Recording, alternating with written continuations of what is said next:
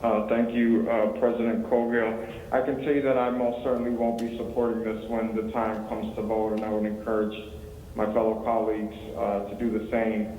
I don't really like the words that are being used tonight or the language. There's a 1 in 10 chance that that course will flood.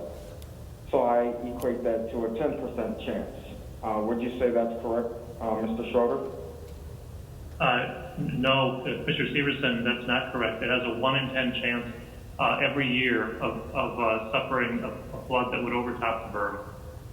Okay, so it's a 10% chance, right? A 10% chance every year, and there's actually the potential for more than one 10-year event to happen in a year. Thank you. So a 10% chance. I also don't like the words that President Colville just used, that we're not listening to the voices of everyone. You're most certainly right, President Colville, we're not. There's quite a few people who showed up in opposition of this. So it's frustrating how some of my colleagues and some of our staff try to portray this, and it's a concern of mine.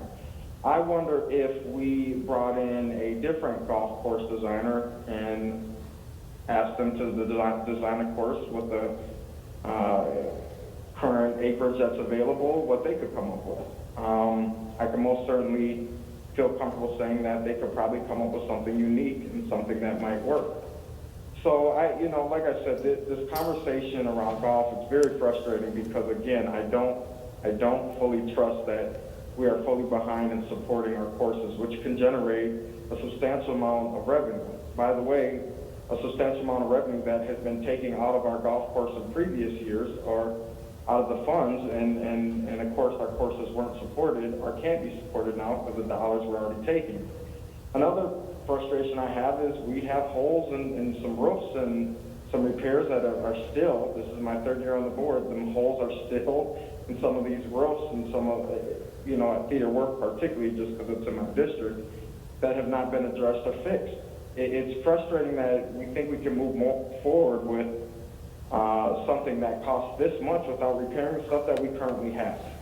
So again, I would encourage commissioners to look broader into this, and maybe we just need to start over. Thank you, President Colby.